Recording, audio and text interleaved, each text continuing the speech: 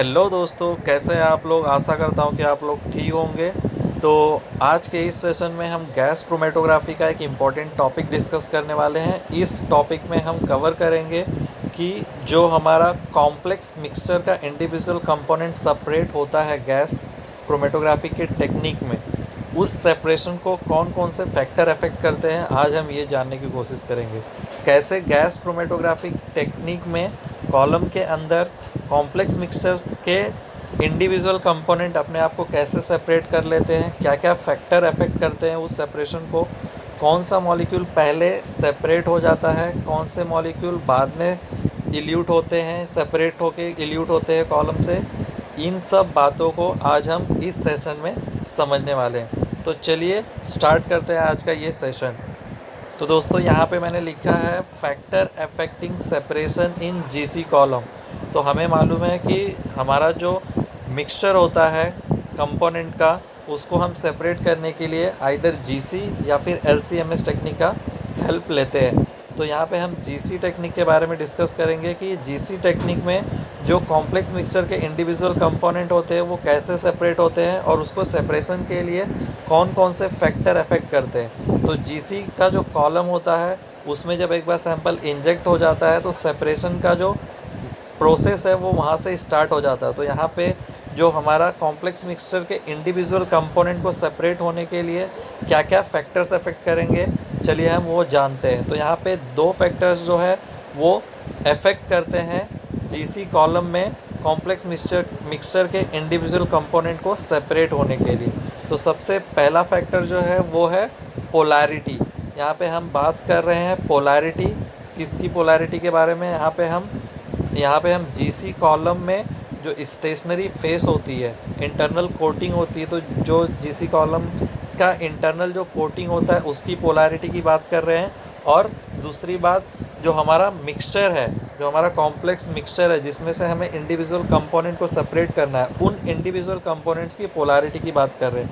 तो यहाँ पे जो कॉलम का इंटरनल कोटिंग है, दैट मीन्स जो स्टेशनरी फेस है वो उसकी polarity as well as the individual component जिसको हमें सेपरेट करना है कॉम्प्लेक्स मिक्सचर से, उसकी पोलैरिटी, ये दोनों की पोलैरिटी जो है वो बहुत ही ज़्यादा हेल्प करती है उस इंडिविजुअल कंपोनेंट को जीसी कॉलम में सेपरेट होने के लिए। और दूसरा पॉइंट है boiling point of the compounds. जो हमारा कॉम्प्लेक्स मिक्सचर है उसमें जो हर एक इंडिविजुअल जो कंपाउंड्स है, हर एक इंडिविजुअल कंपाउंड का एक अपना यूनिक बॉइलिंग पॉइंट होता है। तो वो जो बॉइलिंग पॉइंट है हर एक कंपाउंड का कॉम्प्लेक्स मिक्सचर में, वो जो है वो भी बहुत ही ज़्यादा मेजर रोल प्ले करता है कॉम्प्लेक्स मिक्सचर से इंडिविजुअल कंपाउंड को सेपरेट होने के लिए जीसी कॉलम के अंदर। तो यहाँ पे हमारा जो सेकेंड फैक्टर जो है जो अफेक्ट करता है सेपरेट होने के लिए इंडिविजुअल कंपोनेंट को जीसी कॉलम में, वो है वोलाटिलिटी, जिसको हम वोलाटिलिटी बोलते हैं। तो यहाँ पे दो फैक्टर्स हमने देखा दोस्तों जो कॉम्प्लेक्स मिक्सचर से इंडिविजुअल कंपोनेंट को सेपरेट करने में हेल्प करता है। पहला पोलैरिटी, यहाँ पे हम दोनों चीज़ों की पोलैरिटी की बात कर रहे हैं। आइदर हमारा कंपाउंड ऑफ इंटरेस्ट की पोलैरिटी की भी बात कर रहे हैं, और हमारे जो स्टेशनरी फेस का जो मटेरियल है, जो इंटरनल थिकनेस है हमारे कॉलम का, जिसको हम स्टेशनरी फेस बोलते हैं, उसका जो मटेरियल है उसकी पोलैरिटी की बात कर रहे हैं। तो यहाँ पे फर्स्ट फैक्टर है पोलैरिटी, और दूसरा फैक्टर जो है वो है बॉइलिंग पॉइंट ऑफ कंपाउंड्स। जिस कंपाउंड को हमें सेपरेट करना है कॉम्प्लेक्स मिक्सचर से, उन सारे कंपाउंड्स का बॉइलिंग पॉइंट भी बहुत ही ज़्यादा मेजर रोल प्ले करता है। तो यहाँ पे हमने देखा दो फैक्टर्स। अभी हम चलिए देखते हैं कि कैसे सेपरेशन होता है जीसी कॉलम में।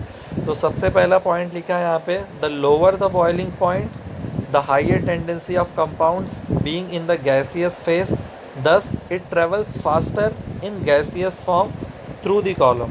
तो दोस्तों हमें मालूम है कि जीसी का जो टेक्निक है उसमें जो सेपरेशन होता है कंपोनेंट्स का, वो टोटली डिपेंड होता है दो चीज़ों पे, polarity of the compounds as well as the stationary phase and the boiling point of the compound. तो यहाँ पे हम boiling point of the compound को फोकस करके इस पॉइंट को समझने की कोशिश करते हैं। एक बार मैं वापस से इस पूरे स्टेटमेंट को पढ़ता हूँ। The lower the boiling point the higher tendency of the compounds being in the gaseous face, thus it travels faster in gaseous form through the column.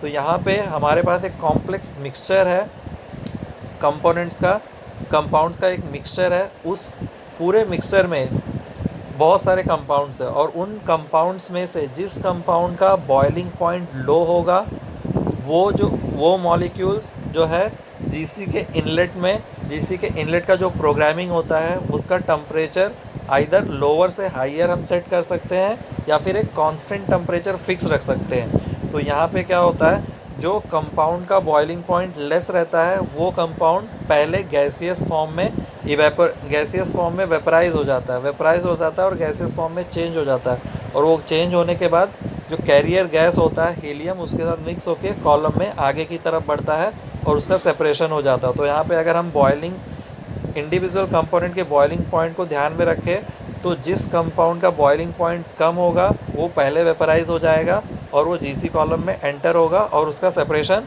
Faster हो जाएगा, और जिस कंपाउंड का बॉइलिंग पॉइंट हाई होगा उसका temperature जब inlet में reach करेगा तब वो वेपराइज होगा और उसके बाद वो जीसी कॉलम में एंटर होगा और उसके बाद वो जीसी कॉलम से इल्यूट होगा और डिटेक्टर में डिटेक्ट होगा, तो उसका रिटेंशन टाइम जो होगा ज़्यादा होगा।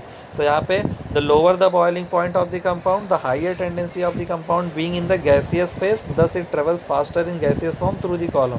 तो यहाँ पे अगर बॉइलिंग पॉइंट कम है हमारे मिक्सचर में बहुत सारे कंपाउंड्स हैं, उन कंपाउंड्स में से अगर हाँ जिस कंपाउंड का बॉइलिंग पॉइंट कम होगा वो पहले वेपराइज होके जीसी कॉलम में कैरियर गैस के साथ एंटर होगा और उसका इंटरेक्शन स्टेशनरी फेज के साथ होगा और साथ में ये सब होने के बाद वो जीसी कॉलम से पहले इल्यूट हो जाएगा as compared to the compound which has the higher boiling points. Alright, तो चलिए देखते हैं सेकेंड पॉइंट क्या है। यहाँ पे तो हमने फर्स्ट पॉइंट देख लिया कि अगर हमारे इंटरेस्ट ऑफ कंपाउंड का बॉइलिंग पॉइंट कम है या फिर ज़्यादा है तो उसका इल्यूशन है, उसका सेपरेशन कॉलम में कैसे होता है, आइदर फास्ट होता है कि स्लो होता है। तो यहाँ पे बॉइलिंग पॉइंट कम होगा तो वो जल्दी से वेपराइज हो जाएगा और जल्दी से कॉलम से बाहर आ जाएगा, और अगर उसका बॉइलिंग पॉइंट ज़्यादा होगा तो वो उसका टेम्परेचर जब इनलेट में रीच होगा तब वेपराइज होगा और उसके बाद उसका सेपरेशन हो जाएगा। ये पहला केस था। अभी हम दूसरा केस देखते हैं। दूसरे केस में क्या होता है, compound with similar boiling points. मान लेते हैं हमारे पास कोई कॉम्प्लेक्स मिक्सचर है जिसमें से हमें हर एक इंडिविजुअल कंपोनेंट्स को अलग करना है। अभी यहाँ पे बहुत सारे ऐसे कंपाउंड्स हैं उस कॉम्प्लेक्स मिक्सचर में जिसका बॉइलिंग पॉइंट सेम है। अभी हमने देखा था पहले पॉइंट में कि बॉइलिंग पॉइंट कम है या ज़्यादा है तो कैसे सेपरेशन होता है। अभी सेकंड जो केस है उसमें बॉइलिंग पॉइंट अगर कॉम्प्लेक्स मिक्सचर में बहुत सारे मॉलिक्यूल्स ऐसे हैं जिसका बॉइलिंग पॉइंट सेम है तो उसका सेपरेशन कैसा होगा वो अभी हम लोग देखने वाले हैं। Compounds with similar boiling points elute with respect to their polarity where compounds of weaker interactions with stationary phase. मान लेते हैं हमारे पास कोई कॉम्प्लेक्स मिक्सचर है जिसमें बहुत सारे कंपाउंड्स का बॉइलिंग पॉइंट जो है वो सेम है, तो ऐसे केस में जो सेपरेशन होगा कंपाउंड्स का वो उन कंपाउंड्स के पोलैरिटी के बेस पे होगा। जिस कंपाउंड का पोलैरिटी ज़्यादा होगा वो कॉलम से लेट इल्यूट होगा, वो कॉलम में ज़्यादा टाइम स्पेंड करेगा जिसको हम रिटेंशन टाइम बोलते हैं। वो कॉलम में ज़्यादा टाइम तक रहेगा और बाद में कॉलम से बाहर आ जाएगा और बाद में वो डिटेक्टर से डिटेक्ट होगा तो उसका रिटेंशन टाइम हाइयर हो जाएगा as compared to those molecule which has lower polarity with the stationary phase. जैसे कि हमें मालूम है कि most of the GC column का जो इंटरनल जो कोटिंग होता है, स्टेशनरी फेज जो होता है वो अगर पोलार है और हमारा जो इंटरेस्ट ऑफ कंपाउंड है वो भी पोलार है तो यहाँ पे पोलार लाइक अट्रैक्ट हो जाएंगे और वो ज़्यादा टाइम कॉलम में रिटेन रहेंगे as compared to those molecule which has lower polarity. तो जिस मॉलिक्यूल का पोलैरिटी लो होगा वो फटाक से कॉलम से इल्यूट हो जाएगा और उसका सेपरेशन पहले हो जाएगा, और जिस मॉलिक्यूल का पोलैरिटी ज़्यादा होगा वो कॉलम में ज़्यादा टाइम तक रिटेन करेगा और वो बाद में कॉलम से इल्यूट होकर बाहर आएगा और कॉलम में डिटेक्टर से डिटेक्ट होगा। और तो इस बेसिस पे पोलैरिटी के बेसिस पे जो कंपाउंड्स है वो हमारे सेपरेट हो जाते हैं अगर हमारे कॉम्प्लेक्स मिक्सचर में बहुत सारे ऐसे कंपाउंड्स हैं जिसका बॉइलिंग पॉइंट सेम होता है। तो चलिए आगे बढ़ते हैं और थर्ड केस देखते हैं। थर्ड केस में होता क्या है कि compounds with similar polarity elute in order of increasing boiling points where compounds of lower boiling point has a shorter retention time. तो यहाँ पे दोस्तों थर्ड वाला जो केस है उस केस में क्या होता है कि मान लीजिए हमारे पास कोई कॉम्प्लेक्स मिक्सचर है, उस कॉम्प्लेक्स मिक्सचर से हमें सारे कंपाउंड्स को सेपरेट करना है और आइडेंटिफाई करना है।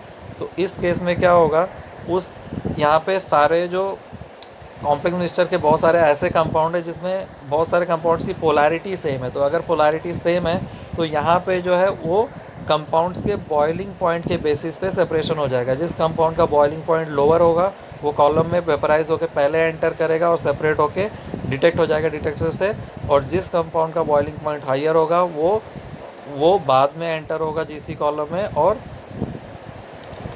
वो सेपरेट होके इल्यूट होके कॉलम से बाहर आएगा और डिटेक्टर से डिटेक्ट होके हमें पता चल जाएगा। तो इस बेसिस पे ये 3 केसेस हमने देखे जिसमें जो ये 2 फैक्टर्स है, पोलैरिटी और boiling point of the compound, ये 2 फैक्टर्स कैसे काम करते हैं ये 3 केसेस में हमने समझा। पहले केस में क्या था कि मान लो हमारे पास कोई कॉम्प्लेक्स मिक्सचर है जिसमें बहुत सारे कंपाउंड्स है, उन कंपाउंड्स को हमें सेपरेट करना है। तो ऐसे केस में क्या होगा कि लोअर बॉइलिंग पॉइंट वाले जो कंपाउंड्स होंगे वो पहले वेपराइज होकर जीसी कॉलम में एंटर करेंगे और वो डिटेक्ट हो जाएंगे, और जिस कंपाउंड का बॉइलिंग पॉइंट हाइयर होगा वो बाद में जीसी कॉलम में वेपराइज होकर एंटर होगा और वो बाद में डिटेक्ट हो जाएगा। तो इस बेसिस पे सेपरेशन हो जाता है। बाद में हमने दूसरा केस देखा। दूसरे केस में क्या होता है कि हमारे कॉम्प्लेक्स मिक्सचर में बहुत सारे ऐसे कंपाउंड्स हैं जिसका बॉइलिंग पॉइंट सेम है, और तो फिर ये मॉलिक्यूल्स कैसे सेपरेट होंगे। तो यहाँ पे जो हमारा पोलैरिटी वाला कंसेप्ट है वो आ जाता है। जिस कंपाउंड का पोलैरिटी हाई होता है जीसी कॉलम के साथ,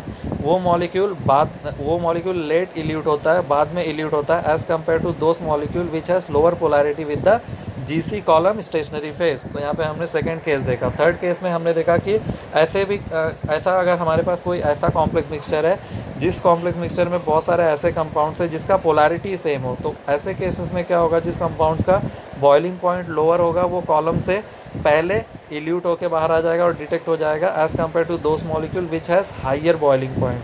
तो ये 3 केसेस थे जिसमें हमने समझा कि कॉम्प्लेक्स मिक्सचर से इंडिविजुअल कंपोनेंट कैसे सेपरेट होते हैं जीसी कॉलम में। यहाँ पे आपको पिक्चर में दिख रहा होगा, पिक्चर में एक कॉलम में दिख रहा है कि कॉम्प्लेक्स मिक्सचर है।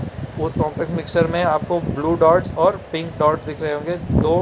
दो कंपाउंड्स का मिक्सचर है जो जीसी कॉलम में एंटर हो रहा है इनर्ट गैस फ्लो के साथ, मोबाइल फेज के साथ, हीलियम के साथ यहाँ पे एंटर हो रहा है सैंपल का मिक्सचर। यहाँ पे मिक्सचर एंटर होने के बाद क्या होता है, थोड़े टाइम के बाद कैरियर गैस जिस कंपाउंड का पोलैरिटी हाइयर होता है, यहाँ पे देखिए कि जो पिंक वाला जो मॉलिक्यूल्स है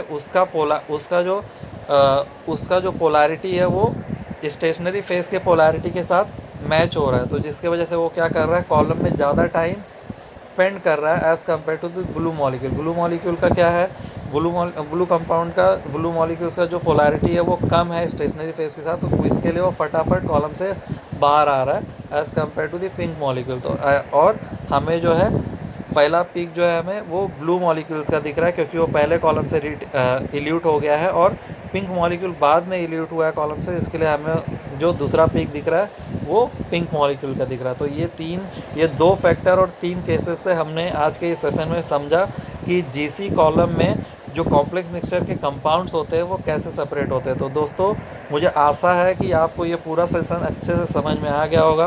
अगर समझ में नहीं आया होगा तो मुझे कमेंट करके बताइए, मैं और अच्छे से दूसरे सेशन में आपको समझाने की कोशिश करूँगा। तो thank you very much for watching this video till and.